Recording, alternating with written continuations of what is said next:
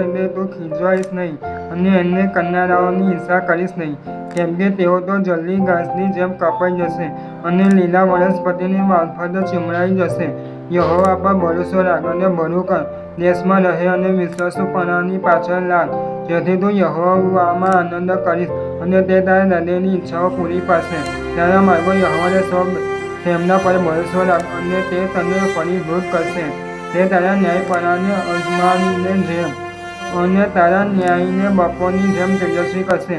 યહોવાની આગળ શાંત થા અને તેમની રાહ જો, જે પોતાના માર્ગ આબા થાય છે અને જે કોઈ યુક્તિઓથી ફાવી જાય છે, તેને લીધે તું ખીજવાઈશ નહીં.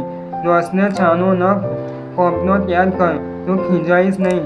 તેથી દુષ્કર્મ જે નીપજે છે કે દુષ્કર્મીઓનો સંહાર થશે, પણ યહોવા પર ભરોસો રાખનારાઓનો દેશનું વતન પામશે. તેમને થોડા વખતમાં દુષ્ટો હતા ન હતા થશે, તો તેના મકાનને ખંડથી શોધશે, પણ તેનું નામ નિશાન જશે નહીં.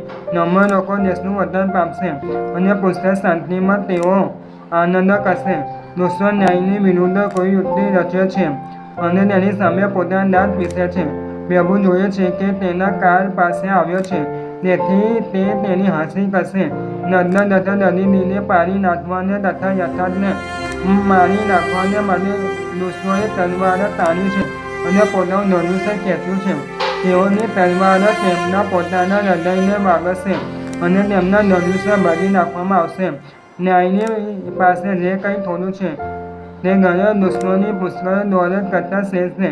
તેમને દુષ્ટોના મૂળ ભાગી નાખવામાં આવશે, પણ યહોવા ન્યાયીઓની ભેગ નિભાવશે.